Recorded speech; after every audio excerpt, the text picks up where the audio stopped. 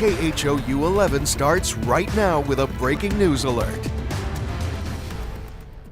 Good afternoon, I'm Sherman Chow. We continue to learn new details on this morning's officer-involved shooting. Officials telling us the suspect is in custody after allegedly using a store employee as a human shield. This happened outside a business in the Greenspoint area of North Houston. Our Amanda Henderson live on the scene there with the next steps in this investigation. Amanda. Yes, Sherman, it's going to be a multi-agency investigation as this is an officer-involved shooting, but I want to show you what's going on at the business that was impacted. This is Ace Cash Express, and you can see signs plastered on the door that say, please visit us at a nearby store just off of North Freeway.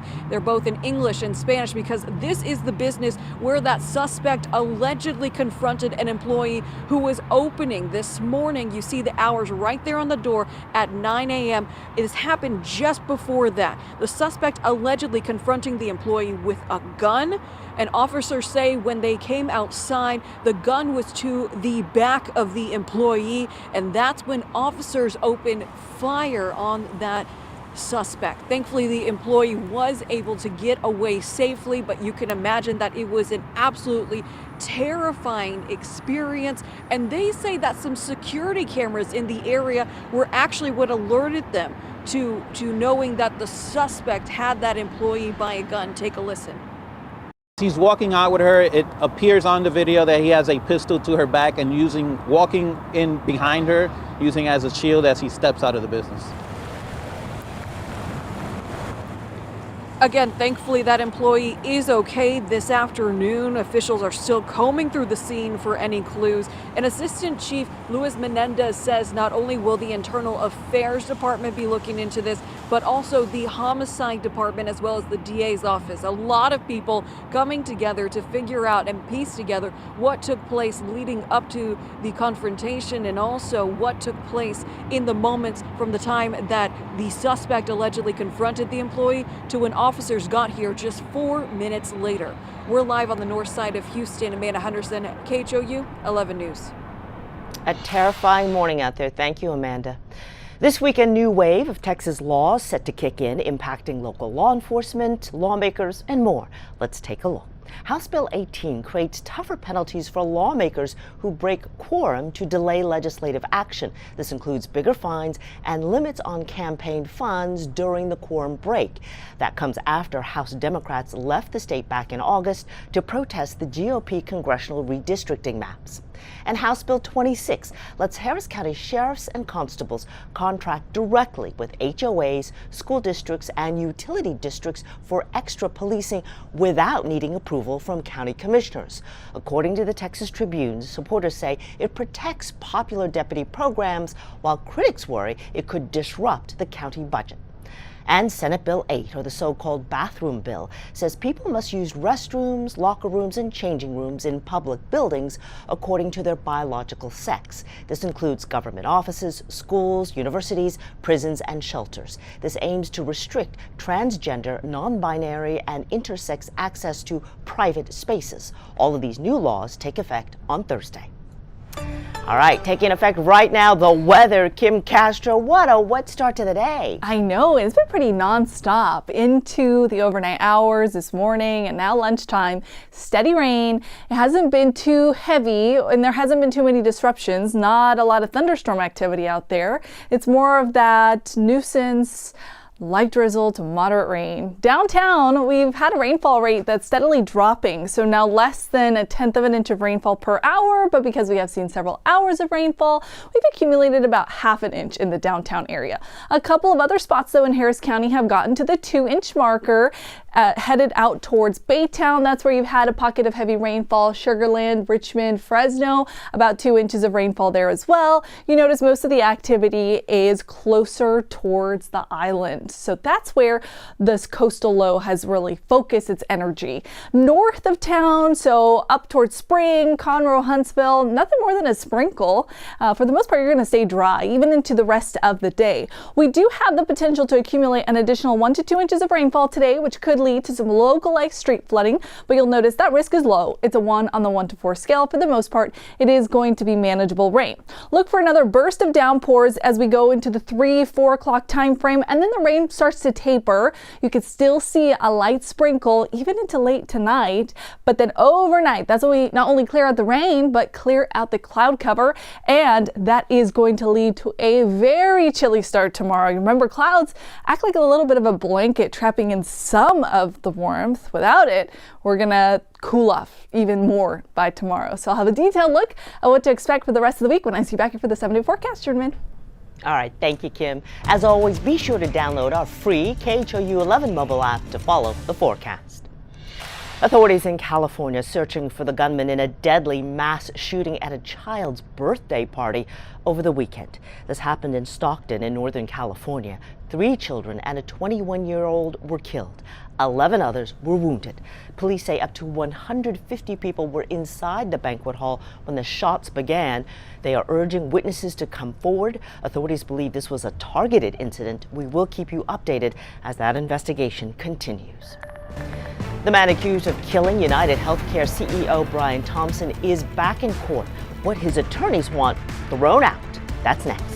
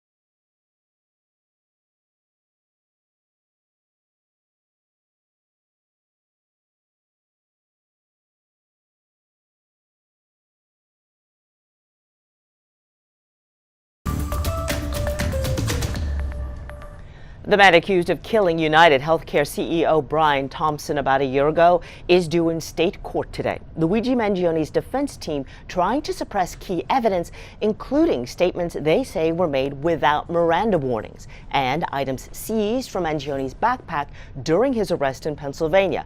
Prosecutors argue the search was necessary for safety and that the evidence should stand. Mangioni is pleading not guilty and faces up to life in prison if convicted. Still ahead, holiday shopping is here and shipping, especially if you're going international. Our Ilona Carson speaking with the experts about everything you should be planning for next.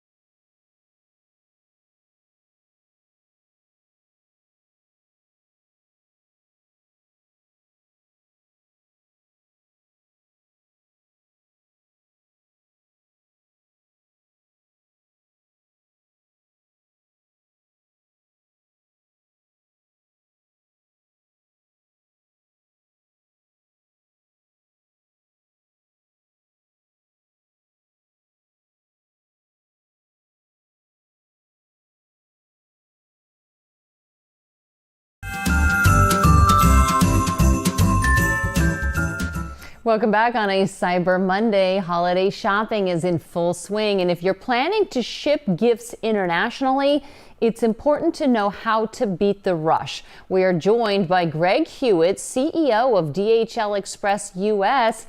Kind of a busy time of year, so thank you for joining us this morning, Greg. Thanks, Alona. Yes, it sure is a busy time for us. Okay, so let's talk first about how is international shipping different this year? What can you tell us about what the landscape looks like? Well, a little bit different this year because our government introduced new regulatory policies earlier in the year, new tariffs, and the removal of de minimis. That's meant an added complexity to moving goods internationally into the United States. So that has had a small impact on our volume. We're down 30% year over year, but small and mid-sized businesses are still optimistic that it's going to be a great peak season. And we're expecting a 33% lift in volume from our normal Q3 run rate. So we're ready to handle that extra volume. Wow. Okay. So that's a big step up. I'm assuming this happens every holiday season. So what has DHL Express done this year to help to handle that holiday crunch? Yeah, you're very right, Alona. Normally we do see even a bigger lift, 40 to 50%.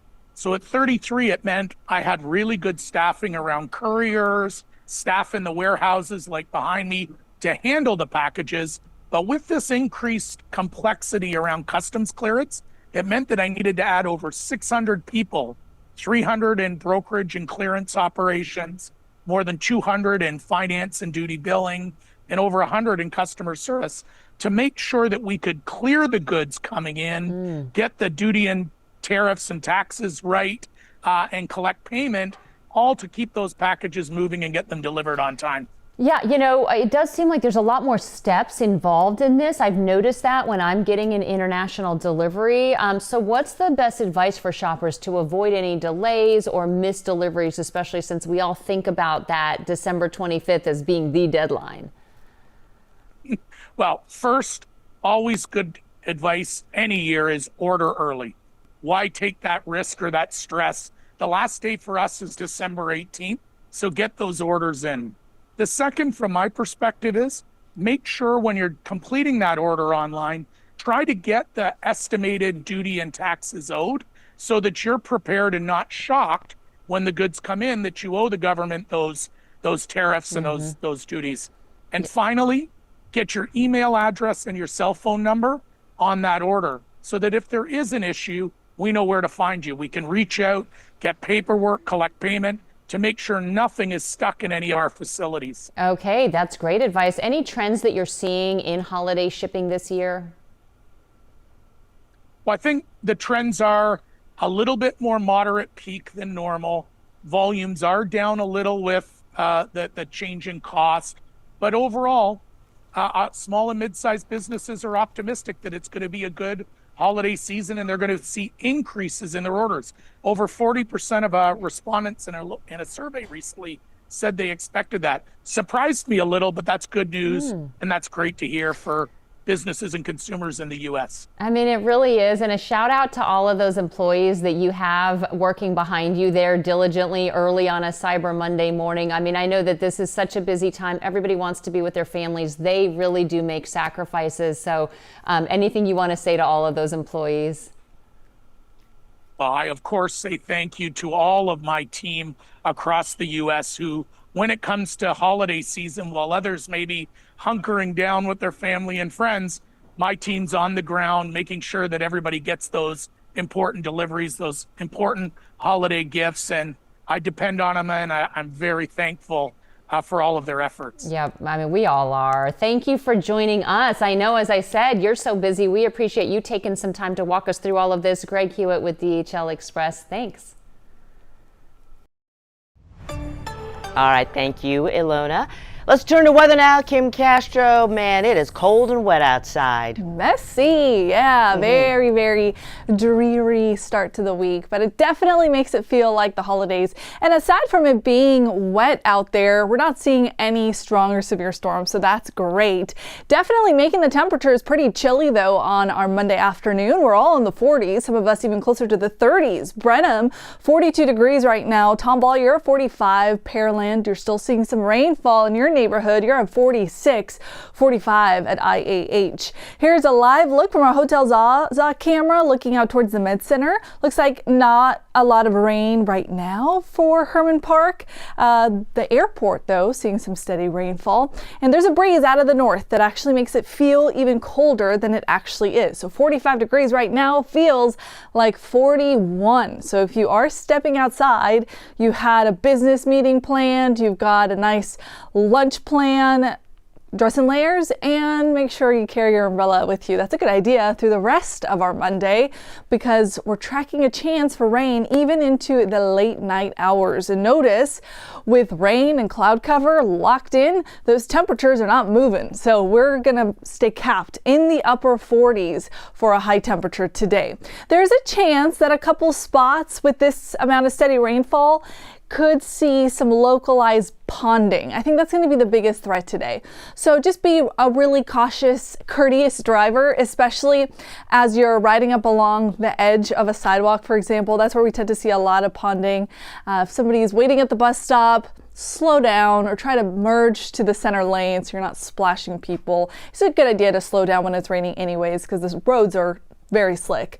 Marginal risk for a localized high water spot. That's going to be mainly for the I-10 corridor and closer towards the Gulf Freeway. The further north that you go, the more the storms break apart.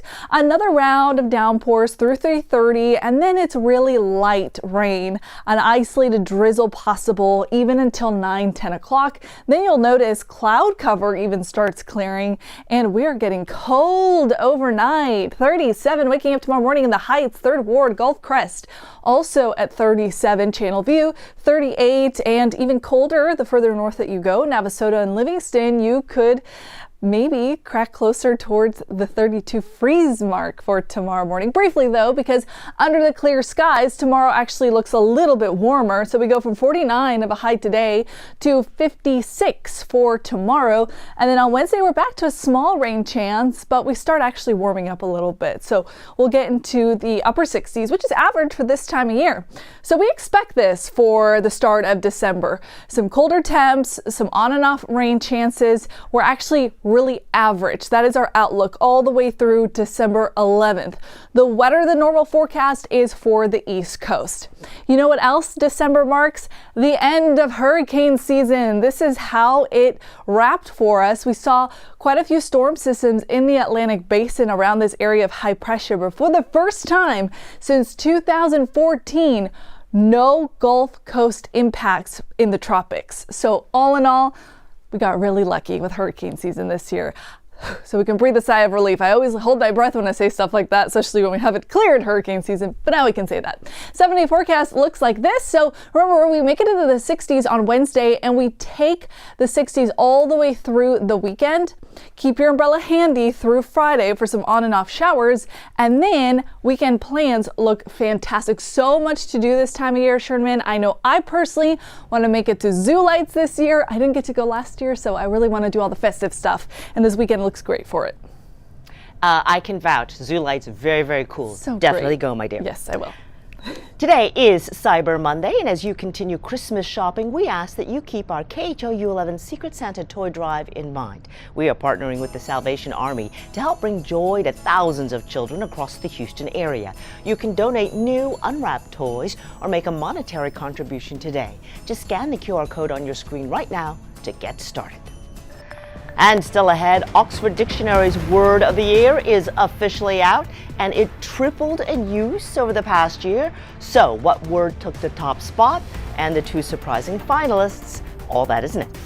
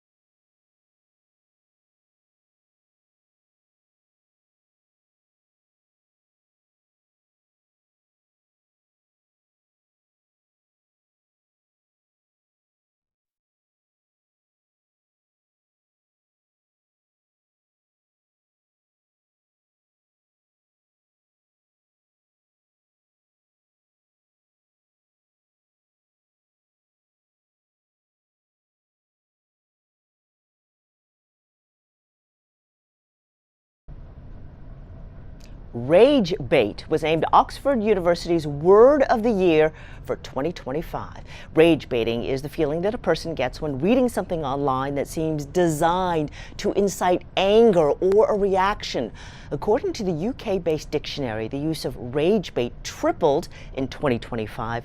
Aura farming and biohack were the other two finalists. Aura farming apparently meaning to farm or try to cultivate a good aura about yourself.